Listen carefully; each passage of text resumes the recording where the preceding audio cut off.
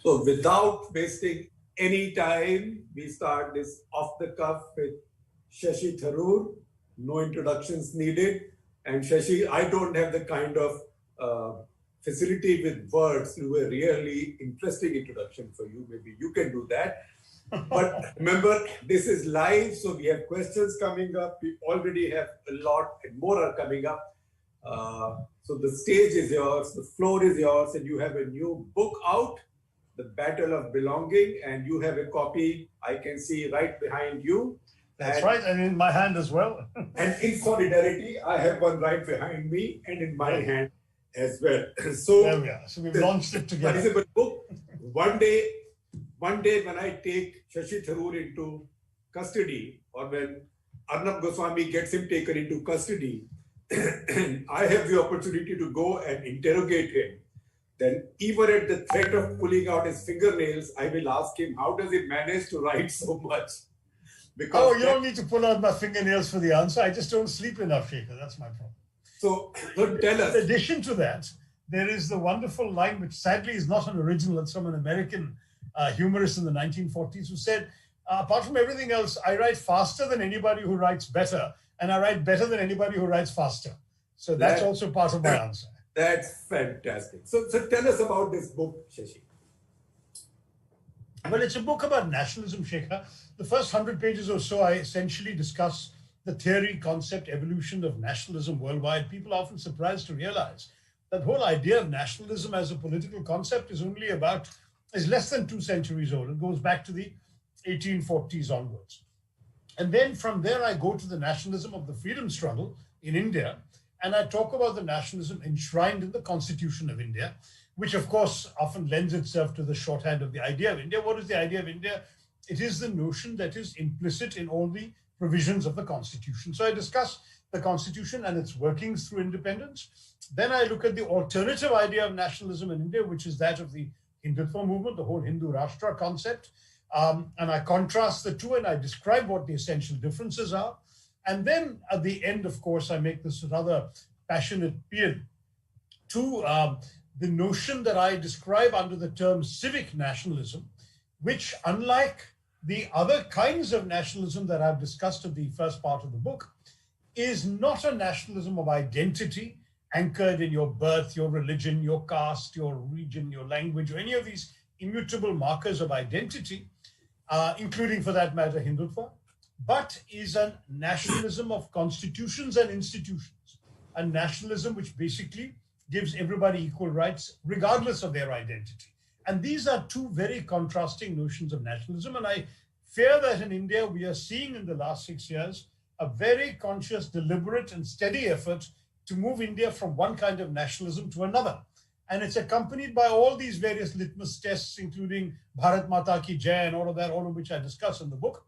And therefore, at the end, it's a passionate plea for restoring civic nationalism and fighting for it in India.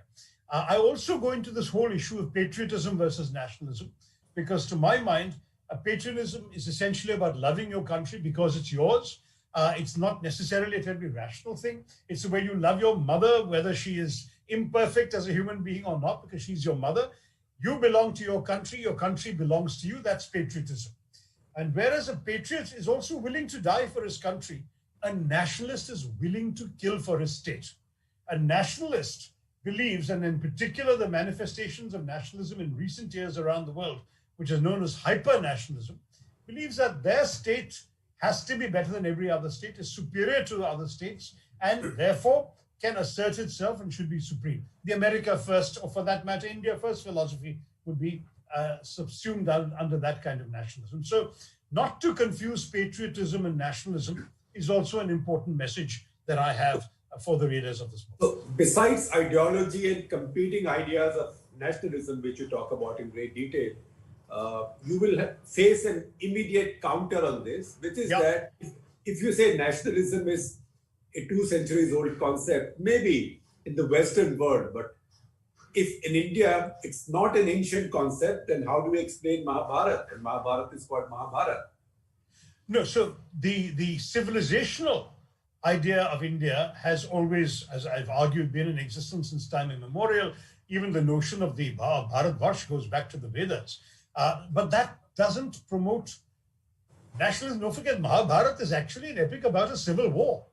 And it's a civil war at both a literal level and a metaphorical level of the war within ourselves. But if you look at the story of the Mahabharata, it is not about fighting foreign enemies. It is not nationalism in that sense. It certainly has an implicit notion of your country, your civilization, your culture.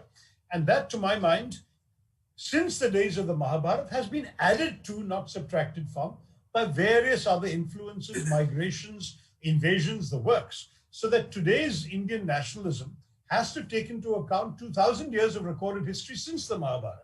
So for me, the Mahabharata is an indispensable part of my identity. And as you know, my very first novel was a retelling of the Mahabharata. Big book on it, yes. Yeah, but it's not the whole, because since the Mahabharata, what have we had? We've had various invasions, we've had religious transformations, we've had various migrations, we've had Mughal rule, we've had British rule, and India of today is actually an amalgam of all of these things. In fact, I have a discussion of Indic civilization in the book where I talk about what is Indic. It was an issue I had to confront in my years as a UN official, and I'm talking now almost 4 decades ago, when India, as you know, chose to recognize the Vietnamese-backed government in Cambodia, and the exiled Prime Minister of Cambodia, Son Sann, met me and got to know me. I was the UN representative in Singapore at the time. And he said to me, I can't understand your government. How can they support a Sinic civilization against the last bastion of Indic civilization in the region? And, you know, I that stayed with me, and I kept looking into this, reading up the history of these countries and the whole business of Indic and Sinic and so on. And then I also realized that Indic itself is not only the India of ancient India, it is also the India of today. I mean, when we wear something called national dress to go to Rashtrapati Bhavan, we're wearing a coat that didn't exist before the Muslim invasions of India. I mean, you know, what is authentically Indian in the end of the day? When Mr. Modi is going around his Modi jackets, they're very much derived from a later period of Indian evolution. So what is India today is a sum total of all of this. And to my mind, therefore, it lends itself to civic nationalism, because civic nationalism says everybody, irrespective of these other markers, these other elements, has an equal opportunity to participate in the success and prosperity of India. And I believe that actually our pluralism has guaranteed our success, Shekhar. One of my favorite examples, going back to my book, India from Midnight to the Millennium 25 years ago, was when I made the argument about the 71 war, when the Pakistani generals were foolish enough to declare a jihad against the Hindu infidel. And whom do they have to face on the battlefield? We had General Manekshaw commanding the forces. We had in the northern sector Air Marshal Latif, later Air Chief Marshal. We had in the GOC Eastern Command a Sikh, General Rajit Singh Arora, and who was the general, Major General, who was helicoptered into Dhaka to negotiate the surrender of the Pakistani forces, a Jewish gentleman, Major General Jacobs. So that is India. Where was the Hindu infidel in all this? The Hindu infidel was very much there fighting along. But the whole point is that India was strengthened by the fact that all Indians, irrespective of whether they were Hindus or not, or spoke a particular Indian language or not, or had a particular caste identity or a particular color of skin, all of them collectively subscribed to the India they were defending. That the Pakistanis could not say, and that's precisely what makes us so different. And I believe we should not be in danger of losing that India to the forces of bigotry and intolerance. So is our pluralism guaranteed even now, you would say? Or is it? It's guaranteed in the Constitution, but the application of the Constitution by those who are in power has left some elements to be desired. And certainly not only the CAA itself, but the Home Minister's very deliberate linking of the CAA to a proposed nationwide NRC was, to my mind, a fundamental assault on the Constitution. As I said in Parliament, while he was sitting there looking at me in the face, I said, this is a victory for Jinnah's idea of the subcontinent. You're essentially saying that Muslims do not belong to the Indian nation. It's a violation of everything that the Constitution stands for. So my worry is that there is a serious belief in the part of those who are ruling us today that is at odds with the pluralism embedded in the Constitution. Okay, so your nationalism and the nationalism that you say has evolved in the past 6 years. Yeah. What is the difference? Tell me the sharp difference, and why is one better and the other worse? So, first of all, it's not just evolved in the last 6 years. The idea of Hindutva goes back to the 1920s. Savarkar wrote his famous book in 1922, revised edition 23. So it's almost a century old, but it never had the opportunity to insidiously make its way into the practice of Indian politics and governance until the last 6 years. So what's happening is that, I'm sorry to say, that you've got a Frankenstein's monster that has been unleashed by the forces that have sought power 6 years ago. It's, of course, sustained through organized and vicious social media trolling and all of that. But there is a sort of full-throated communal hatred that has been unleashed that truly worries me. We saw it recently in this Tanishq controversy and all of that. And that's essentially the notion. I'm going to get less impassioned and try and deal with this calmly. They say, essentially, India is basically a Hindu country. Everyone who is not a Hindu country is either a guest or an interloper.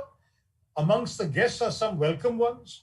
Parsis and Jews are no threat to anybody. They're welcome to stay. But everybody else for whom India is not their holy land, is not the land in which they are fundamentally there, whose heroes, whose history, etc., doesn't celebrate Hindu heroes, these people are essentially interlopers, and they are unwelcome to a greater or lesser degree. Now, against this, you have the civic nationalism of the Constitution. I've said elsewhere, Shekhar, that even if the government takes the word secularism out of the Constitution, as many in the BJP wish to do, it is still a secular constitution. Because after all, it wasn't dated in 76. India was no less secular. Exactly. The freedom of worship, freedom to profess and propagate your religion, freedom of expression, minority rights, equality of all citizens are all part of the basic structure of the Constitution. So they can't disappear just by deleting a word. So I'm not going to be upset if that word is particularly deleted, as long as these other provisions are protected. But when you look at the way in which our nationalism is working these days, when, let's face it very bluntly, what happened in Kashmir over Article 370 were different. You could argue different things about constitutional procedure there. But when those who then appealed to the institutions of justice under habeas corpus and so on couldn't get a hearing for months, there is a concern that essentially there are different yardsticks rather than the equality under the law that the Constitution proclaims. So I feel that the principle and practice of the nationalism enshrined on January 26, 1950, principle and practice are under threat from the way in which our nationalism has been interpreted over the last 6 years. But civilizationally, I believe that India embodies not just pluralism, but as Swami Vivekananda taught us, the very idea of acceptance. The acceptance of difference is so built in, so encoded into our civilization, that I think what is being promoted today in terms of regressive intolerance is actually a betrayal of something very fundamental to our civilization. And that's the big narrative. If I may interrupt, am I right to say, and this is something that I've written several times, so I'm putting it up for debate. Okay. And we'll debate even if you agree. Am I right to say that Hindus of India have acquired a minority complex? Well, there's certainly some Hindus have been encouraged to think that way by those who have won 31% of the vote in 2014 and 37% in 2019. So when you say the Hindus of India, I think you forget that we are 81% or 80% of the population, and so far, not even a majority of that 80% has voted for the forces of Hindutva, and that's an argument that I would say should be borne in mind when we generalize. And there is a tendency on the part of the media. I think you Southwalas are the problem, but we are very much foreign lag in the course of time. But you see, that's also very important. I mean, one example, for example, that many North Indians don't realize is that Islam came to Kerala peacefully. It never came with the sword. We had trade with the Arab world, or what we know today as the Arab world, going back 1,000 years before Islam. And actually, the news of the Prophet was brought during his lifetime by people traveling back and forth as they routinely did. And one of the Kerala rulers, Cheruman Perumal, actually said, hey, I must go meet this guy. Sounds interesting. So he hopped on a boat and went off to meet the Prophet, and did meet the Prophet. Never made it back. He died on the peninsula. But you know what he left behind were Kerala coconut trees that to this day can be found growing south of the southern coast of Oman, south of Muscat, which is very landed. He had taken coconuts to drink, and he planted some trees, and those trees are still growing even though they're not native to the Arab Peninsula. So the fact that when Muslims asked for a mosque, they were given an old temple. And the funniest thing about that temple is that it had already been given to the Buddhists in between. And then the Buddhists were no longer using it, so that you can have this as a ruler. And the Muslims actually began their worship in an established place of worship in Kodungalur, which is today the oldest mosque in the world outside Mecca and Medina. And that's in Kerala. So when you think about these stories... In fact, one of the oldest churches. We have one of the oldest churches as well, though not as old as the faith is said to be. The faith, as you know, is supposed to have come with St. Thomas, doubting Thomas of the Bible, to Kerala around 52 AD. And indeed, there are many Kerala Christians whose families have been Christian longer than any white person on the planet. I mean, no European had discovered Christianity before these Keralites in the 1st century AD. So you're looking at a very interesting history in the South, where in every case, before that, the Jews, boss, I mean, the Jews were, as you know, supposed to have left after the destruction of the first temple, though there is no evidence of that. But after the destruction of the second temple, a whole bunch of oral legends. In fact, one wonderful story is that when St. Thomas landed on the shores of Kerala, he was welcomed on shore by a flute-playing Jewish girl. What's interesting is that these Jews were not only allowed to practice their faith in peace, they were given land and encouraged to flourish. That has been the Indian way. You heard the same story about the Parsis in Gujarat, so it's not only the South. That's how the synagogue in Cochin came up.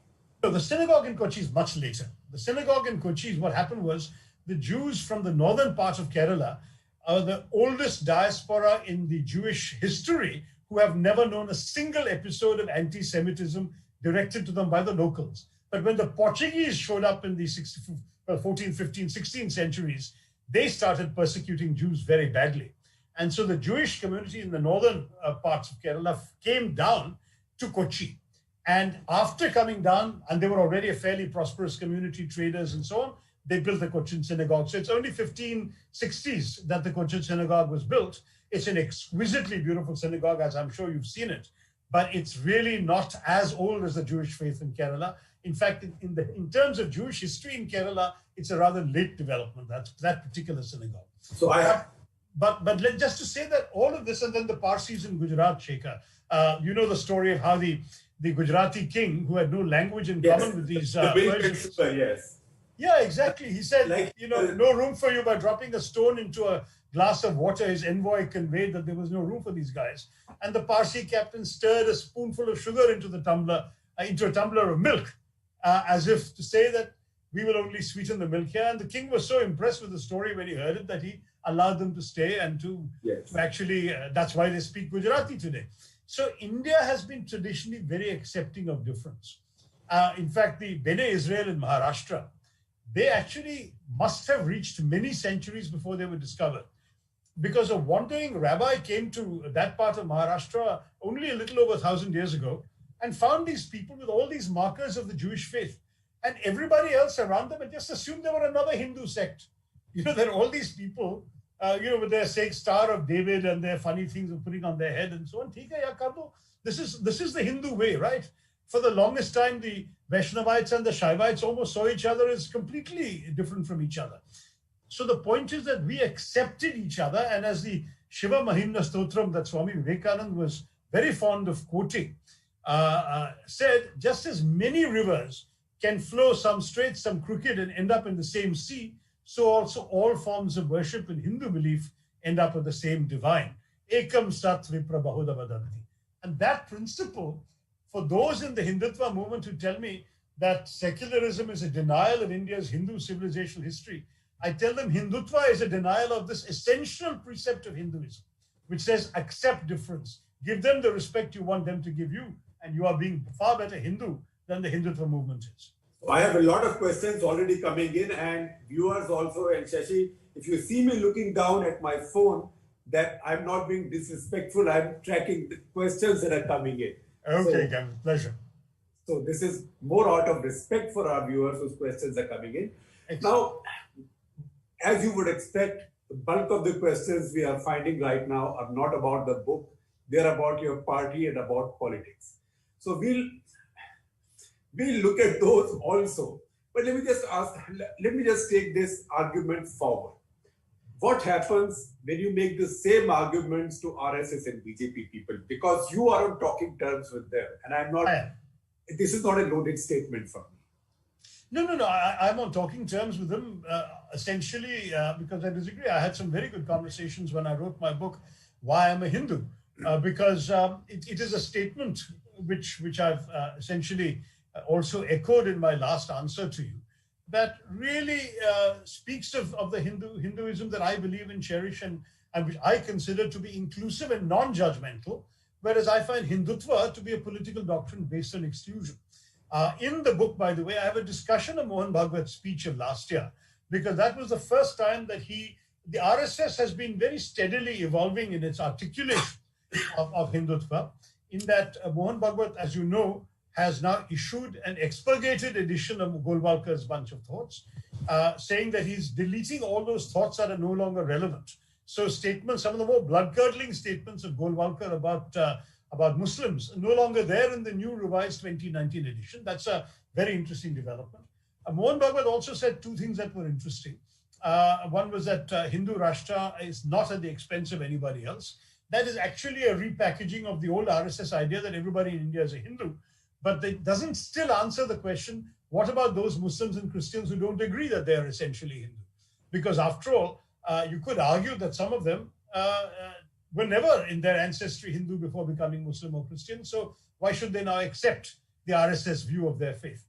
Now, my question to them is compounded by this whole distinction that I describe at greater length in the book. I'll give it in one sentence, between my notion of what I call unity in diversity, which is that you are free to be anything you want under the sheltering carapace of the unified Indian identity, and the RSS notion of diversity and unity, which says we're all one, we're all Hindus, and that essentially, you're like a khichdi. Mine is a sort of thali concept of nationalism. I say you can have different bowls. They're all in different, all the dishes are in different bowls, so they don't necessarily flow into each other, but they belong together in the same platter to combine on your palate to give you a good meal. That is unity in diversity. That's my idea of Indian nationalism. Whereas for the RSS, it is actually a khichdi concept because it is diversity in unity. They say we're all one Hindu lump, mess, but inside there may be a piece of aloo, there might be a piece of carrot, there might be a mirch, and those are all sort of within the concept of the Hindu unity. So mine of unity in diversity and theirs of diversity and unity are not the same thing. And that's a discussion I have in the book, but it's a discussion at a level of intellectual engagement and respect, because I genuinely believe that for all of us in India today, to be indifferent or merely contemptuous of what they're saying would be foolishness in the extreme. I believe I understand that whereas Hinduism is a religion, which is the personal concern of every individual, Hindutva is a political doctrine that departs fundamentally from the principal tenets of Hinduism as I understand it. And I have another 400-odd page book explaining why. And while Hinduism is inclusive of all ways of worship, Hindutva is essentially indifferent to devotion and cares principally about identity. Hinduism is open to reform and progress, which is why it's flourished for 4,000 years. Hindutva is reactionary and regressive, with its roots in the racial pride ethos that spawned fascism in the 1920s. And that's why I believe it is unlikely to outlast its current peak this century if we fight it with confidence. So, since you talked about the RSS chief and Hindutva and the presumption that everybody who lives in India is an Indian, is a Hindu. Not the same thing. No. I'm saying, I'm just repeating that argument. Yeah. Because I heard Mohan Bhagwat's speech this year as well. So it just reminds me of a conversation from Bhindranwale's times in Punjab. That is when Bala Sahib Devras, who was Sir Sanchalak, he said, how can the Sikhs and the Hindus fight? Who are the Sikhs? Sikhs are Keshdari Hindus. And Bhindranwale said, it is Darbar to all of us. And he said in Punjabi, oh, kehda hai ki asi Keshdari Hindu hain. And he said, the Sikh Keshdari Hindu hai, the Musalman kaun hai? Sunnatdhari Hindu. Who are the Muslims? if Sikhs are long-haired Hindus, then are the Muslims circumcised Hindus? Exactly. No, I got the point. I mean, the point is, of course, that the RSS would not disagree up to a point, They would say, as long as the Muslim is willing to acknowledge that, they wouldn't give the Sikh the same privilege. And that's also because of the whole notion of Pitrabhumi, Matrabhumi, and Punyabhumi. The whole idea is that it has to be the land of your ancestors, it has to be your motherland, and it has to be at the same time your holy land. And because Muslims pray to Mecca, because Christians, their holy land is in the Middle East, in Jerusalem, Bethlehem, whatever, they are somehow seen by the Hindu Rashtra people as less loyal to the core idea of India. And what is bizarre about this is the same ideologues of the RSS are actually quite contemptuous about the notion of territorial nationalism. If you read Deen Dayal Upadhyay, which you should, because Modi's various speeches on Deen Dayal Upadhyay centenary said that he is his guru and he is the man whose beliefs Modi subscribes to.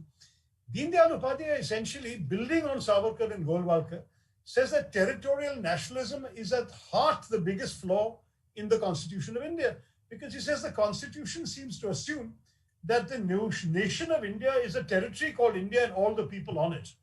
Wrong, he says. For us, a nation is not a territory, it's a people. And the nation of India, therefore, is the Hindu people. And everybody else does not belong to our idea of nation. Now, this is a fundamental distinction between them and us. It's a fundamental distinction between those of us who are both, if you like, liberals or secularists or congressmen or whatever, secular libtards, whatever abuse you want to use, such as myself, and those of the RSS Hindutva persuasion who say what I've just summarized. And to me, that's a fundamental difference between the two kinds of nationalism. Yeah. So I will keep interspersing this with some political questions also. So Sure. there's a mischievous question from my colleague and our political editor, D.K. Singh, who wants to know, who says you were one of the 23 leaders who wrote to Sonia Gandhi, and the contents of the letter. Are you happy with the way the party has dealt with your letter? Well, I mean, the party actually hasn't really dealt with us. As you know, the issue was discussed in one working committee meeting, and we have understood that there is a movement happening towards introducing some of the things we asked for, including elections in the near future within the party. But we have not been officially informed, and we are looking forward to an opportunity when we can discuss this with the party leadership. And I would certainly hope that there would be a clear message to all of us, because, you know, we are all dyed-in-the-wool Congress people. If you look at the names of those who signed this letter, there's nobody here who's about to make a leap to the BJP kind of thinking. On the contrary, these are people who want the Congress to be an even more effective instrument to as an alternative to the BJP. But did you face a pushback from the party? No, at that immediate time, we all know there was a bit of a pushback. There were some various letters signed. But, you know, I don't really want to go into that because, as I said, in the immediate aftermath, once the Congress president had said that she had taken this letter seriously and action would follow, I felt it would not be right for us, and certainly speaking for myself, because we are not a formal entity with a spokesperson, so we are each speaking in an individual capacity.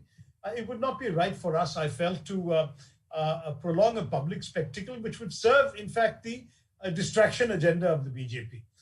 The BJP has a lot to be blamed for in their mismanagement of the COVID crisis, in the migrant crisis, in the economy going downhill, in the escalating prices of fuel and their taxation policies, in the unemployment record levels, which are the highest ever recorded in the history of India. So you've got one thing after another to attack the BJP for. And so if we make statements and the media says, okay, let's focus instead on the Congress's internal troubles, we are doing a disservice to our very political beliefs. So for that reason, I've not encouraged this conversation. Indeed, you know that I've not addressed these issues in further, but I'm certainly doing so on the assumption that the Congress president and the Congress party will indeed lead a move towards responding to the legitimate concerns we've raised. Our concerns are only in the interest of the party. They are not in any way meant to be disloyal to the party. And I reiterate that we want to see the party succeed, thrive, flourish, and resist the rather pernicious encroachments of the BJP into the political space of our country. So I have a follow-up question of my own, and then I will take one from a viewer.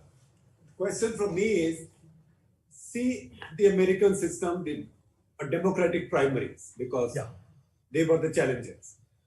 It is through that brutal mechanism of internal competition and primaries, that Democrats were able to choose Biden, who frankly won them the election. Because if they had put, say, Bernie Sanders, who the young may have liked the most, he would have been too divisive to win the election. And second, maybe would have been more disruptive even for us in India. Because remember, Biden, as chairman of Senate Foreign Relations Committee, moved the nuclear deal bill for voting and voted for it. I mean, he moved it. Whereas Bernie Sanders was among the few in the Senate who voted against it, right? So it is through these processes that people of divergent views can survive in the same party, they can fight, party can select the best, the most likely winner, and all of them can work towards it. Did you ever see the Congress going there? Well, as you know, Rahul Gandhi actually tried that in 2014 in a limited number of constituencies. Knowing how well you know Indian politics, I'm surprised you've forgotten that. So in I think it was about a dozen constituencies, there were primaries to determine who would lead the Congress ticket. The experiment was not widely considered a success for a couple of reasons. The persons who won the primaries were in any case the ones favored by the party leadership for the slot, as it were. So it didn't throw up any surprise results. But the process of conducting the primaries, many leaders felt, had created divisions within the, Let me just put my bit in there. Rahul Gandhi sitting on the top, unassailable, unchallenged, unchallengeable, and holding primaries for the minions lower down is a little bit like Ziaul Haq launching a guided democracy, the partyless democracy, and having Junejo as his prime minister. It doesn't work. So these processes have to begin at the top. You can't say the top.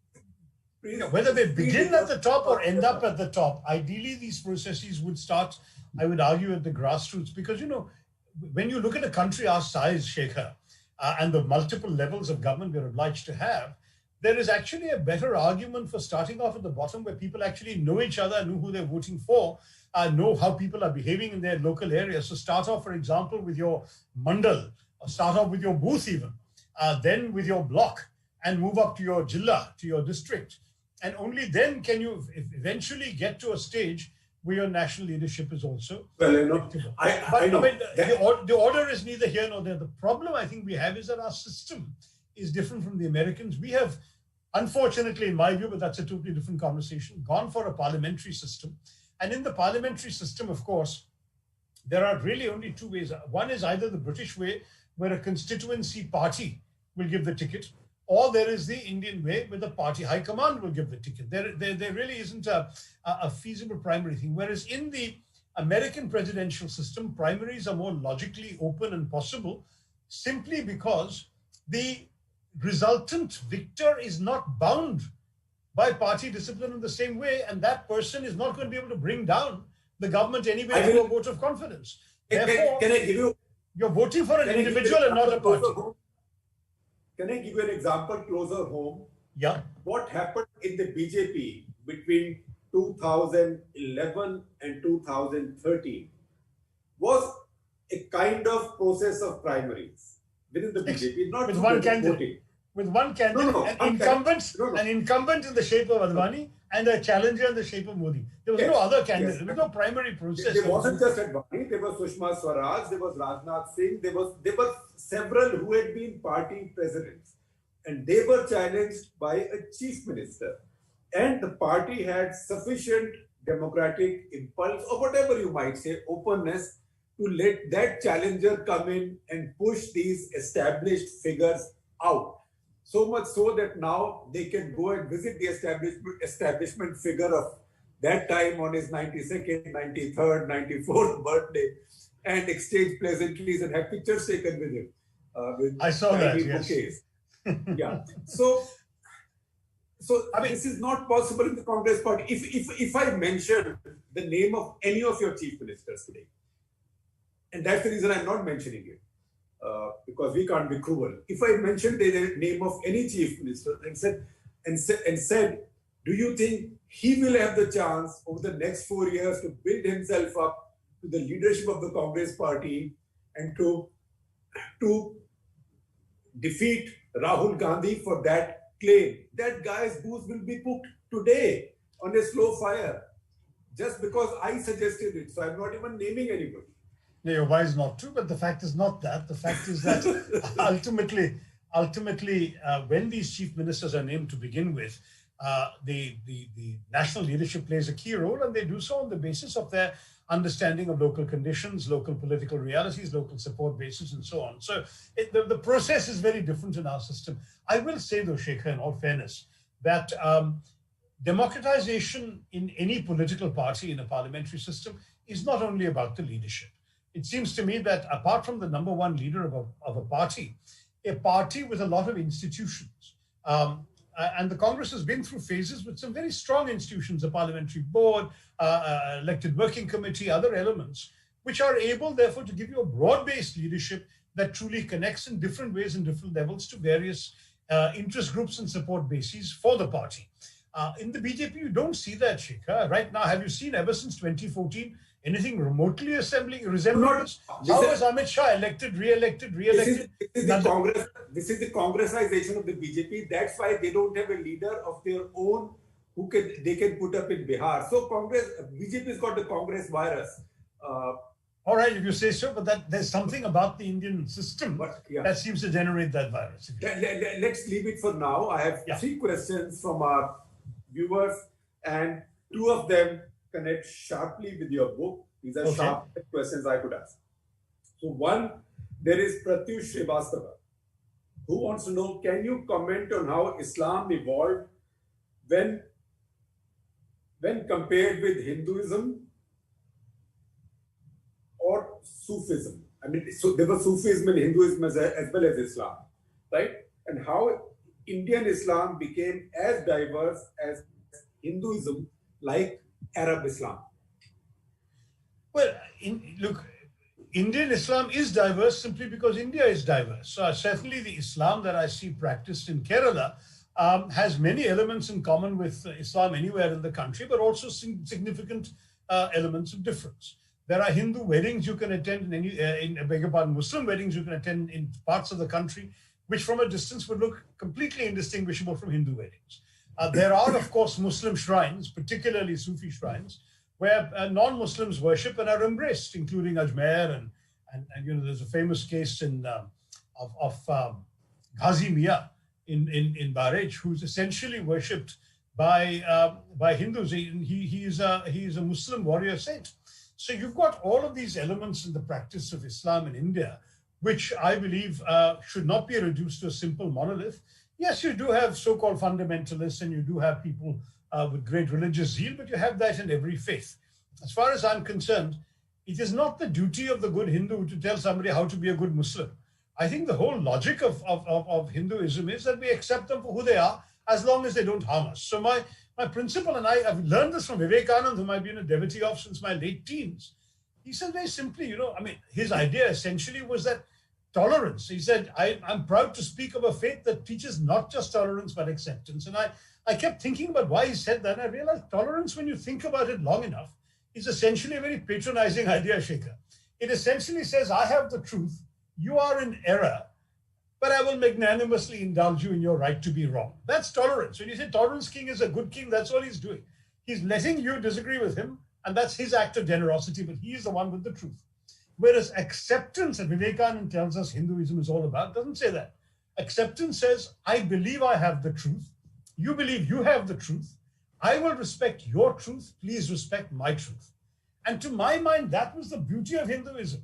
You tell the Muslims, you be the kind of Muslim you want to be. I'm not going to tell you whether you should be a Deobandi or a Salafi or a Wahhabi or a Sufi or whatever. That's your problem. You can be and become whoever you want to be and become, so long as you don't interfere with the rights of others, so long as you don't harm others. And the same would go for the Hindu extremist, if you like. My difficulty with Hindutva is that it's not about religion. It's entirely about politics. Hindutva is a political ideology. That's my point with it.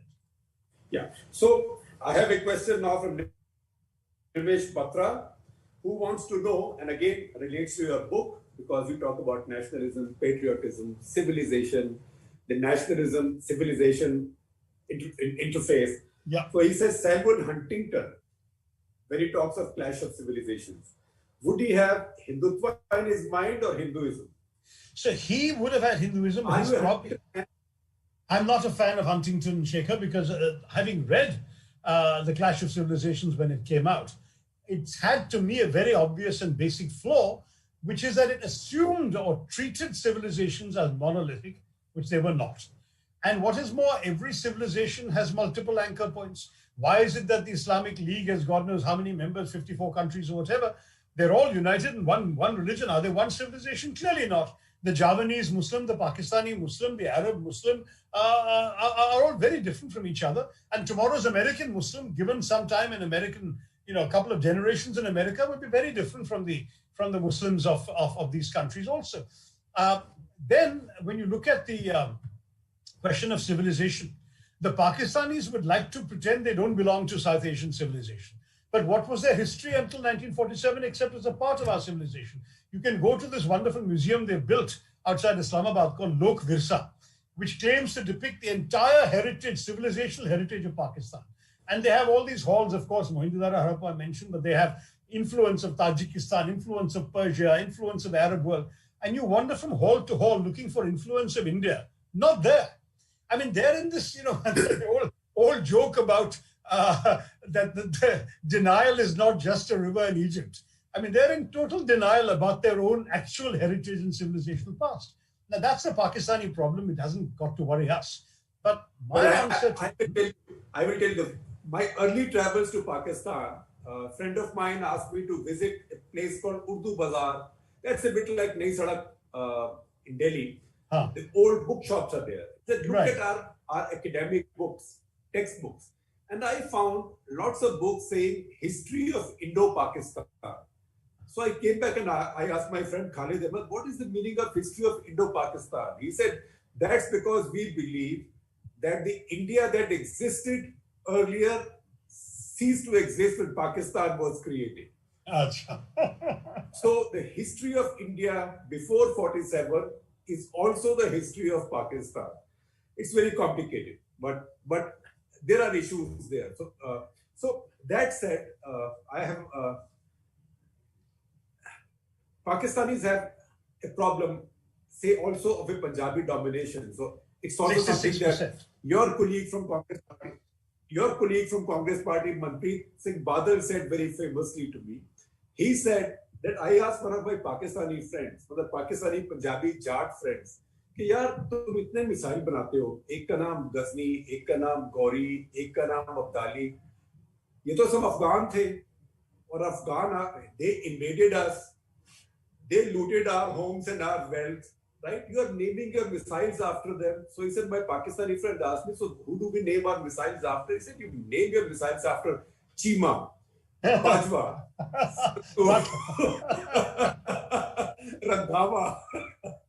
Because we are Punjabi, we are Jats from both sides. Exactly. And currently Pakistan, Army Chief is a Bajwa actually. No, actually, you remember Naipaul arguing that the problem with South Asian Islam, though he extended it beyond that, was that very often they prefer to identify with the invaders. That he described that as sort of a civilizational conquest.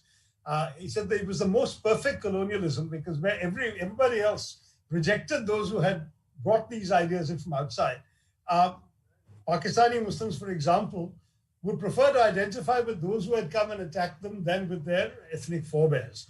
And that's precisely the point I'm sure that my friend Manpreet was making in pointing this out. So you're right. I mean, the problem is of course, I'm frankly not interested in Pakistan's torments. I think they have huge existential issues of identity and so on. What I'm interested in is that we should not subject ourselves to these torments. When I see some of the things that are being done in the last 6 years, I have issued a public warning, which my own party was unhappy with me about, but which I stand by, that we are in danger of seeing these guys converting us into a Hindutva version of Pakistan. Nehru had warned way back in the 40s, I mean, in the late 40s, he said, I do not want my country becoming a Hindu Pakistan. Today, there are some Congress spokesmen who are willing to disavow Nehru also. I'm not. And do you have arguments internally in the party about this? Yes, but we do it privately. We prefer not to air our differences. We prefer But yeah, it that. we prefer it if you do it in public, but we can't force you. Well, I think I made my point of view known publicly, and I was equally upbraided publicly, so you all know where the debate essentially stands. So I have a question from Shekhar Amar, who wants to know, is Hindutva not an involuntary reaction to extremist Islam? How can they talk about one but not the other? No, the fact is that that is the justification that is being advanced by proponents of Hindutva, but the doctrine, when it came up, was actually an argument within the Hindu community of India. They wanted to mobilize and organize a perception or a self-perception of Hinduness, which frankly other Hindus did not share, and did not share for the longest time. Can I interrupt? Yeah. Even when Savarkar wrote this, the first concept of Hindutva, right? India was already, or Hindu minds in India were already looking at the Khilafat movement, and Khilafat was a pan-Islamic Ummah concept.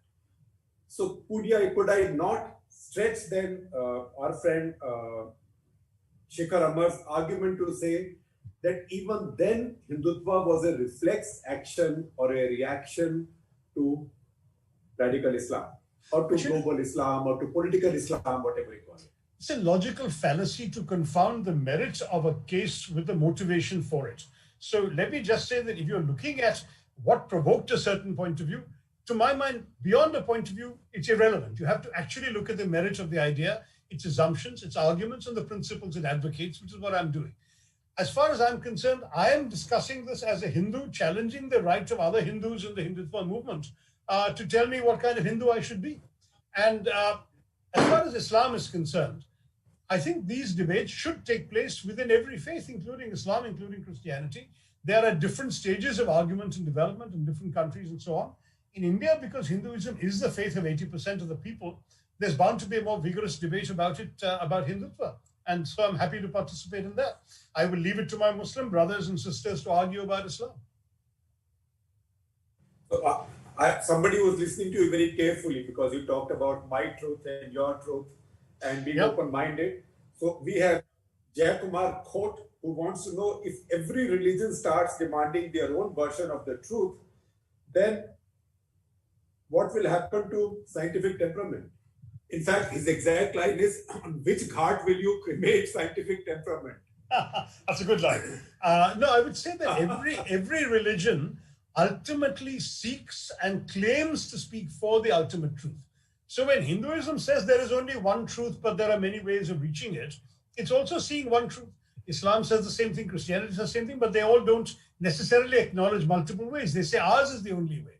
And those faiths that are open to many ways of reaching the truth tend to be a little more accommodating and accepting than those faiths which have had to learn habits of tolerance later. And this is a theological debate that I will leave to the theologians, but my point is that none of those necessarily contradicts the quest for scientific truth and accuracy. I mean, I know very many believers who are scientists. It's not, Nehruji... Our ISRO scientists take the little model of the Mars module to Tirupati, Balaji. There you are. And I remember I've written an article about 25 years ago, Shekhar, in which I talked about my one and only visit to Puttaparthi, where my mother wanted this bhasmam, the ashes that you get, you have to stand in a queue. Vibhuti. And I was chatting to the youngish couple, people in their, I would say, early 30s in front of me. And I asked him, well, so what do you do? And the guy was a software engineer at Infosys. And he had come and he was there in the line for Vibhuti. So to my mind, what was interesting about that is that India is able to integrate both sort of software and satsang, if you want. The whole idea being that your mind ought to be capacious enough to accommodate whatever belief structures you find congenial. Hinduism has no problem with the atheists. If tomorrow you want to say, I do not believe in God, or I do not believe the existence of God can be proven, but I will practice certain rituals, or I will believe in certain godmen, I will believe in no one, that's fine too. In fact, one of the most astonishing things about Hinduism is the multiple manifestations you're free to worship, right? So I've often explained to Christians that just as when we went from the whole concept of the Nirguna Brahman that dominated in the era of the Vedas, where God was like the Islamic concept of God, God was shapeless, formless, you could not attribute anything. It could be a spark, could be no gender, nothing. Nothing was known. And then the sages realized that it wasn't enough for ordinary people. They needed something to focus their devotion on. And so they were worshipping mountains and trees and rivers and fire and so on. So they said, no, we should also accept the idea of a Saguna Brahman, a Brahman with qualities, a notion of the divine that can be visualized by ordinary human beings. But because there was no absolute proof that God looked like anything in particular, they said you are essentially free to imagine the divine in whatever form you wish. So if you want to imagine God as a 10-armed woman riding a tiger, that's fine. You want to imagine God as a pot-bellied guy with an elephant head, that's fine too. And by the same logic, if you want to imagine the divine as a bleeding man suffering on a cross, that is acceptable to a Hindu. And that very notion is something that people have to have some difficulty grasping, but it's there. The whole notion is all of these are all ways of focusing your worship towards the ultimate Brahman. And since all of us share the same Atman, we are together in this universe. You happen to be a Muslim, I happen to be a Hindu, somebody else happens to be a Christian. We are all part of the same Atman, and ultimately we are seeking to merge into the same cosmic divinity of the Brahman. Now, this philosophical idea is not that difficult to grasp if you really make an effort, and it actually permits all sorts of diversity. But some other faiths reject it. So earlier versions of Christianity in the era of the Inquisition would never have accepted this kind of thinking. Islam, for the most part, still doesn't accept this kind of thinking. But then coexistence says, okay, you practice your faith the way you like, we will practice our beliefs the way we like, and as long as we don't harm each other, we occupy the same space. It's a wonderful recipe for coexistence in a multi-religious country like India. Well, when faith is a complicated thing, tens of millions of Americans, I think a very large number of Americans believe Charles Darwin was a nut and God created everything, right?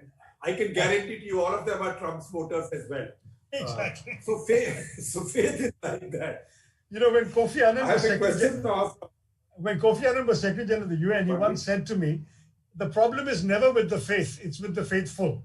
I think that's absolutely right. That's a good line. Stenson Johnny wants to ask, it looks like the Congress party has lost the clarity on secularism. Why is the Congress party indulging in soft Hindutva? Okay, now that's a very important argument within elements of the party, and I've nailed my colors to the mast. I know this is a real and tangible concern for some liberal Indians. I assume the questioner is one of those. We cannot, in my view, afford to become a BJP light. I've long argued that in any attempt to emulate Pepsi Light by BJP Light will end us becoming like Coke Zero or Congress Zero. Congress is not the BJP in any shape or form. We should not attempt to be a lighter version of something we are not. And I would argue we're not really trying to. The Congress party makes that distinction between Hinduism and Hindutva that I myself made earlier in our conversation, Shekhar. The Hinduism we respect, inclusive, non-judgmental. Hindutva, on the other hand, political doctrine based on exclusion, based on differentiation, and without accepting difference. So rather than offering a watered-down version of BJP's political messaging, what Congress is saying is, as a personal religion, you can have your Hinduism. And certainly there's no harm in going to temples. When Rahul Gandhi goes to a temple, he has also said, I don't support Hindutva, either soft or hard. And when I go to a temple in my constituency, I also go to mosques and churches and sin. Well, I don't have a synagogue in my constituency, but I go to one outside my constituency because as a politician, you do have a certain obligation to show respect to those things that are precious to your voters. And unless you fundamentally disagree, why wouldn't you go? So I have been to Eid in the Palayam Mosque, and directly across the street, I've been to Christmas at St. Joseph's Cathedral. And frankly, around the corner is a Ganesh temple where I've cracked coconuts. And that's all part of my being a public representative in a multi-religious constituency. And that is ultimately what Congress has to acknowledge, it seems to me. So we have you for a few more minutes, and if you keep it brief, I can squeeze in a few questions from our viewers. They are watching and sending them questions. And now we'll take some questions beyond the theme of the book and nationalism, patriotism, religion, identity. So there is Amjad who wants to know, despite the commotion caused by the letter a few months ago, INC hasn't really changed anything and looks unwilling to compete. Is this the end of the Congress? I hope not. I mean, in fact, I believe not, because I honestly think that as far as the country is concerned, India needs the Congress party. It needs a party, first of all, with a national footprint, which the Congress alone has, apart from the BJP. Secondly, it needs a party with a credible alternative vision of India to that of the BJP. You can have regional parties which have naturally a regional focus. You can have parties with much more sectarian interests, whether it's the Akalis or the AIMIM or the Muslim League or whatever, and they are confined to representing certain specific communities. The only party with a truly national message, which is a coherently secular, though I prefer the word pluralist myself, is an acknowledgement of India's pluralism and its democracy. That is the Congress party. So we need a strong, effective Congress party, and those of us who care about articulating, defending, and promoting such an idea of India that embraces all those who participate in Indianness, they will need to see Congress survive and strengthen. I have Rachita Chaudhary who wants to know, is the Congress willing to look beyond the Gandhi dynasty? And then she goes on to say that we actually in India need an option to Modi who builds on the good, who brings out a leader who builds on the good and steers India away from bigotry. No, I think we do need very much to build on India. Look, at the moment, as I said, I would rather focus on how effective an opposition we can be rather than on issues of individuals and personalities. In any case, in as much as such issues are to be sorted out, they should be sorted out within the party. For me, what's really important is to return to the Gandhian, Nehruvian, Ambedkarite principles of acceptance of difference, pluralism, secularism that are built into the constitution that governs us. And that, frankly, is today being distorted by a sort of a misappropriated Hindutva to personal ends, bigoted ends. And that kind of bigotry is a far more important thing to challenge. The individual doing the challenging is less important. If an entire political movement, an entire political party nationwide is rising up to the cause, it will not matter that much at the end of the day which individual you want to see as a symbol of it. But for me, I'm often reminded of Rahul Gandhi's very effective slogan in 2014, which I'm sorry that the party has not been reusing more often. And that was a very simple slogan, "Main nahi hum." You've got on the Modi side, on the BJP side, a sort of one-man rule concept of politics. This warrior on a upraised sword on a white horse, cantering down to cut through the Gordian knots of all the problems, who knows all the solutions, going to deliver all the results. And we know how badly that's worked out. He hasn't delivered any results. He is actually, I've given you earlier a list of all the catastrophic failures we've had to go through. So isn't it better to have a leader? Rahul Gandhi at the moment is that leader who believes in collaborative leadership and in bringing people along with him. To my mind, that inclusiveness is far more important than worrying about names of individuals.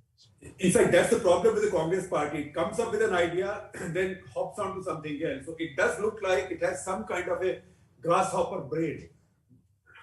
Doesn't build anything. You're not saying it, I'm saying it. I'm saying it, I have nothing to lose. Anyway, so there are two questions about the party that I will combine. There is a question from Gaurav Pandey who says, what is the Congress planning to do to become a desirable choice? There is also a question, a slightly more complex question by somebody who only introduces himself or herself as the other citizen, saying before independence, INC was more of a conference of leaders with different ideas across the country.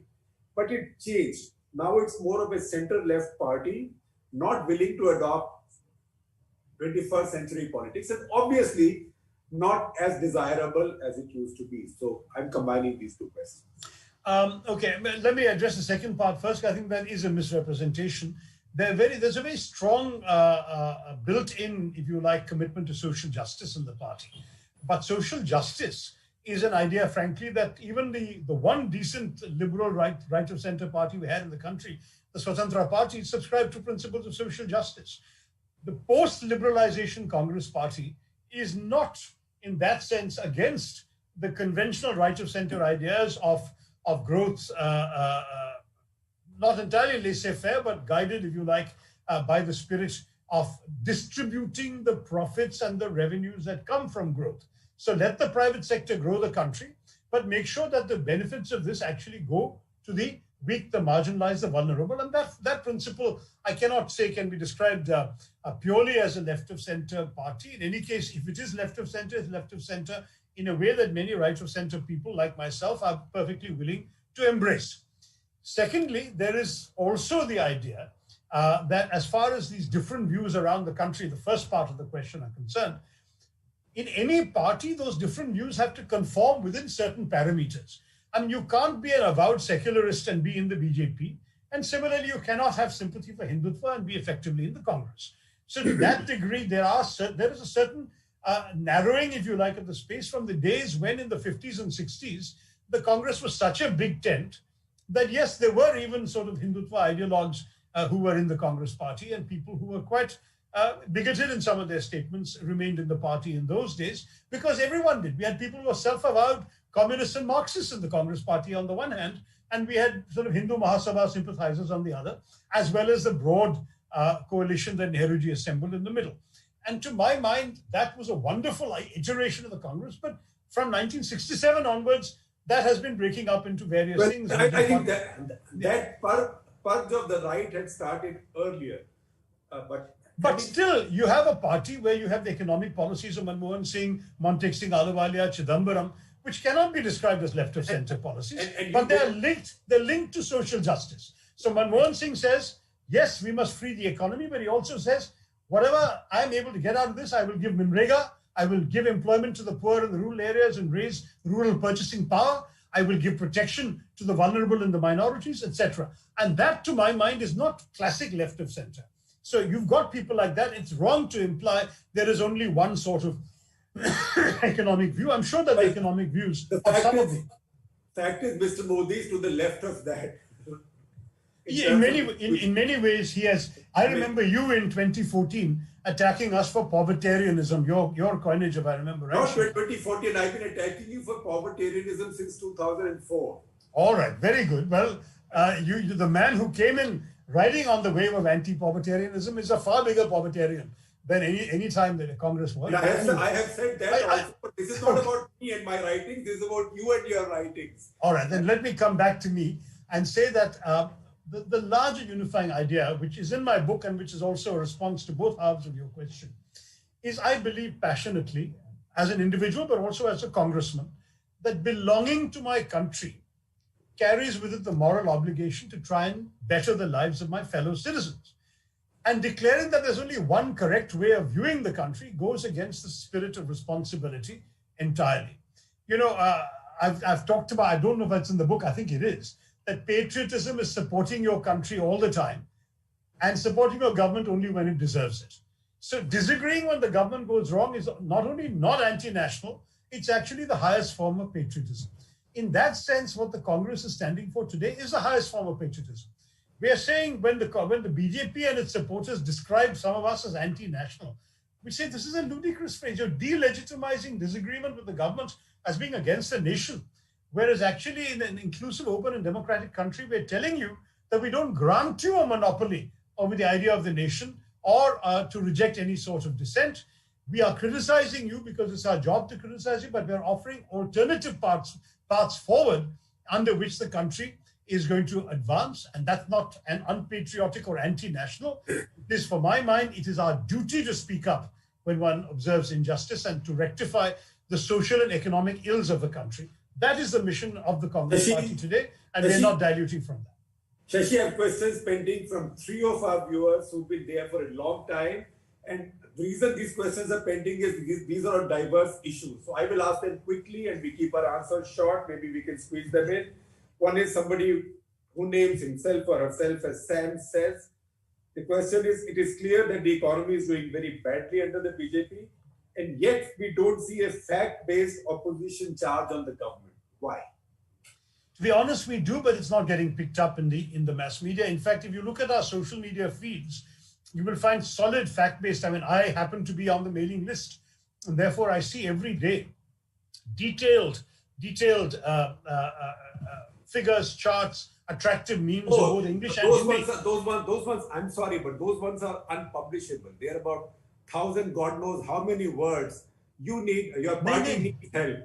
I'm They are referring to unpublishable. No, but I'm referring to graphic ones. Shekhar, what I will do is either tweet a couple of those or send you a couple of those. So you can see we have facts and figures for unemployment, for inflation, for frankly the horrendous challenges facing our industries today, MSMEs in particular, all of those things. But the truth is, our media has unfortunately stepped into the era of trivialization. And I say this even with respect for you as a journalist, as I respect very few as much as I respect you. The truth is that the kind of mass awareness of issues is much more likely to be around a Sushant Singh Rajput or an egregious so-called journalist being sent to jail than it is about the fact that we have more people unemployed in India than ever in the entire history of our country.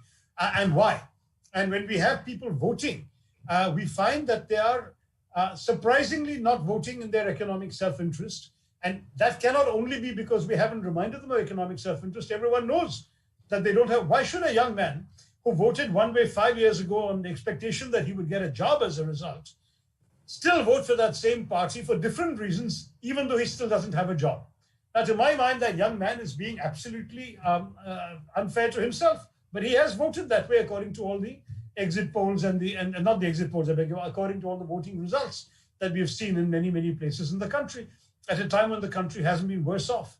Can that entirely be blamed on Congress's failure to raise these issues? I mean, people already know that they're suffering and still they vote. You tell me. Tell us what we should do differently. So I have a question from Sharfin Shamsuddin, who could be from Kerala, from your Kerala, for all I know, who says, completely diverse question because you are seem to be an intellectual giant, right? This says, do you agree with Yuval Harari that artificial intelligence will create a useless class? How prepared is our country to face this? No, we are a long way away, at least a couple of generations away from that stage. But the reason Harari says that very simply is that artificial intelligence is increasingly capable. And as you know, what artificial intelligence is capable of is already growing by leaps and bounds, exponentially, literally every couple of months. It's being able to do more things than in the past only human beings could do. There was a report from the Oxford Martin School a couple of years ago that said by 2030, 30% of the jobs that exist in the world today will cease to exist, and 30% of the jobs that exist in 2030 will be jobs that don't exist today. Now, I don't know at the end of the day how many jobs will exist in 2030, nor do they. But the understanding is that a lot of what human beings today do for a living will essentially become unnecessary. And I mean this particularly in the developed world, where artificial intelligence will take over a lot of functions that human beings are performing. Now, in the developed world, the idea is that countries will be so prosperous that human beings will essentially become a leisure class. They will be enjoying cinema and entertainment and devising apps and flying to space and doing all those things. Fortunately, we'll be too old by then too. Not only will we be too old, but in our country, frankly, we will not be able to embrace some of these things. I pointed out, for example, when I was first given a presentation on driverless cars, that even if this were feasible in India, which in my view it would not be for the foreseeable future, that as a matter of public policy, I'd be bound to oppose it because there are 25 million Indians who have no other profession but driving. What do I do with them? I mean, whether they're driving lorries or trucks or tankers or cars or personal chauffeurs for high-heeled heads of media houses, the truth is that all they do is drive, and that gives them a salary, they support a family, they give their kids an education. Why do I need a driverless car in this country? So these are the kinds of things. I think in India, we are many years away from bringing in all this AI. But in many, we've already been affected by, I'll give you one simple story. I know I promised a short answer. But at the time when I first wrote about India and the elephant, the tiger, and the cell phone and so on, one of the great sunrise industries in India was an industry called medical transcription. That came into being only in the late 90s. A doctor would go in America, see his patients all day, dictate his notes into a dictaphone. It would be zinged over to India, where by the time the doctor went to sleep, an Indian was waking up in India with enough medical terminology background to type up these notes coherently, zing them back overnight. The doctor comes in next morning to his practice All his notes of the previous day were typed and ready. He could read them, and it was much cheaper than hiring an American secretary and often more accurate than the American secretaries could be. And this became a big blessing. The industry grew. Indians had a complete monopoly on the market share. 90 to 95% of the medical transcription businesses in the world were based in India. And they were flourishing and thriving. And from about 1996 or so to about 2008-9 or so, this was a fabulously booming business. Early stages AI, absolutely the bottom dropped out of. What happened? Because the American doctor no longer needed to zing it over to India. He would just buy one software once. He would be on his computer. He would speak into his computer and his notes would appear on the screen while he was speaking. And it would actually be as accurate as the fellow sitting in India. And he wouldn't be paying a regular fee to a medical transcription company. The bottom dropped out of medical transcription. The business is over. Now, these are some of the challenges. One of the other things that I'm discovering is happening now while we speak is that in India, we had a very significant market share in MRI reading, magnetic resonance imaging that is done in hospitals in America. A lot of them were read by radiologists in India because it was very much cheaper. First of all, there's a scarcity of radiologists in America. And secondly, they cost too much. Today, MRIs are being read by artificial intelligence, and Indians are losing offshore possibilities of making money out of MRI reading. So AI is already hurting us. But where we can prevent it hurting us, I think public policy dictates that we may have to watch. At the same time, I would like us to be AI providers to the world. I'm not a Luddite. I'm not anti-AI. I want AI. I want us to train our kids in AI. I want AI centers in every IIT and every engineering college. But I want us to do the kind of work that ethnic Indians are now doing in America, Silicon Valley, producing AI for them. I'd like AI to be used for us and for our own people. I promise you diverse questions, and our viewers sent some. So I'm just finishing now. So there is question from Arjun Singh. You've seen the order today bringing OTT platforms and digital media under INB ministry. What impact, he wants to know, will this have? Even I want to know that. So this could potentially have a lot of impact. I'm unfortunately, as chairman of the IT committee, under which all the ministries concerned come, I have to observe certain rules of confidentiality because the issue is before us. I will simply say this is an administrative decision. It is neither a regulatory decision, nor is it a legislative action. In other words, there's no law that's been passed. Administrative decisions can always be undone by administrative decisions. The obvious implication is that INB's policies, for example, with regard to film censorship and film certification, will technically now could be sought to be extended to OTT platforms. There are issues there of freedom of expression, issues of feasibility, issues of various other considerations we'll have to look at, including the fact that many of the platforms are global businesses, so that what you're seeing in one country cannot be different from what's being shown in another country, etc. All of these things have to be gone into. This is a subject before the committee, so I can't discuss it. The committee will discuss it. We have already asked the INB ministry to review the entire Cinematographic Act of 1953. We would like the entire film certification and censorship rules to be looked at afresh anyway, even for movie halls, in the wake of the Benegal Committee report, on which we still don't have a formal implementation by the government. So there's a lot to be done in that broader question. But one of the themes the committee is looking at is the increasing convergence of technologies. And I can tell you, we had a meeting yesterday that went on for almost 3 hours, in which one of the major themes was how it is that we can separate these things, even separate the work of ministries. Because what used to be very distinct, telephone, television, computer, internet, sort of very distinct, clearly manageable domains with different regulatory bodies, different ministries looking after them and so on. All of this can now be done in one instrument, your mobile phone. So that convergence is taking place in the real world. Our government has to catch up. And I must say, we had a very good discussion. We forced the government to start thinking about these issues and to move towards perhaps new regulations, new authorities, and new legislation. But it's very early days yet. We've literally just started discussing these. Watch this space. We'll come back. Our last question today brings us back to politics. Okay. And this question is from Pavan Kumar Kundurthi, who says, while recognizing the differences between American Indian and Indian societies, are there lessons to be learned from Democrats in bringing in coalition of diverse groups to secure the presidency? Well, in India, one of the key differences at the moment is that traditionally, you would actually see pretty much everyone as a minority. In other words, you saw everyone as a group. You pulled together a coalition of some specific caste, each of whom is a minority within the Hindu faith, some particular religious groups, etc. And that coalition helped you win a constituency. That's the way largely politics function. Whereas the BJP came and bust that model by saying we will actually try and create a coalition within the majority of the majority, rather than seeing it in these different forms. But in practice, the two approaches are converging because the BJP also is assembling coalitions depending on local conditions and local demographic realities and so on. So at the end of the day, what the Democrats in America are doing is actually they are catching up a little bit with what Indian politicians have been doing for the last 50 years. The model of American politics in the past was actually more inclined to disregard identity politics than India's ever was.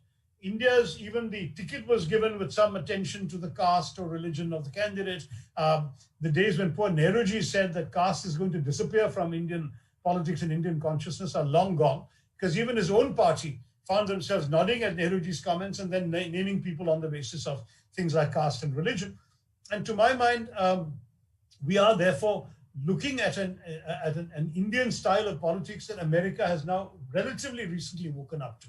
So the identity politics you're seeing more and more in America is a politics that is more like ours. And so rather than us learning from them, my worry for the poor Americans is they'll learn all the bad things from us. Well, we are an interesting country. We are the most interesting country in the world, essentially because of diversity. And in fact, Shashi, in conclusion, I can get a word in of my own, that I've always thought that our founders got our slogan wrong. Unity in diversity. They should have just said celebrate diversity. Oh, I agree. But don't forget that we had to promote unity as well. When they came up with that slogan, we had been not only a country of disparate provinces, but also 565 princely states that had to be merged in and everything else. So unity was a very big message. And that's why unity in diversity, because it was both accentuating the unity of India and respecting the diversity of India to reassure people. People forget that when Anna Dure of the DMK was elected to the Rajya Sabha in the early 1960s, his first speech was a reasoned and somewhat impassioned argument for why Tamil Nadu should secede from India. So you have to understand that both today he'll be in jail on sedition, UAPA, and God knows what else. Exactly. And those were the days when politics respected and accepted all these points of view. But of course, he was embraced. He was given an opportunity to play within the rules of the Constitution of India. He became Chief Minister 5 years later and took an oath on the Constitution of India. So the country has been through a lot, evolved a lot, and really matured a lot. But I would say that as far as unity and diversity is concerned, the important difference between us and the BJP is that we believe in unity and they believe in uniformity. And to my mind, the kind of conformity they're proposing versus the consensus we're promoting is what makes us the more desirable alternative. Well, in fact, in this speech of the Sarsanchalaks, I found an interesting nuance that instead of Samanata, they've now begun to say Samrasta, which is harmony, not equality, but harmony. So maybe we'll talk about that at some point of time. India is a work in progress. That's why it's so interesting, and that's why there's always reason to write one more book like this. So congratulations for this one, Shashi. Thank you. Everybody watching it, read this, because one thing that's really needed in India is widening of the debate intelligently. And what you're watching on your TV channels in the evening is not the debate you should be watching. Of course, I'd love to say you should be watching the debates and discussions on the print, but also read good books like this. Absolutely, and watch the discussions on the print, including Shekhar's take on them in Cut the Clutter, which I'm a big fan of. Thank you, Shekhar. Pleasure to be with you. Thank you, Shashi. Wonderful conversation. And thanks to the audience for all their questions. The Print Off the Cuff, presented by IIFL Wealth and Asset Management. Corporate partner AU Small Finance Bank, in association with Global Insurance Brokers. Airline partner SpiceJet, in association with Jindal Steel and Power.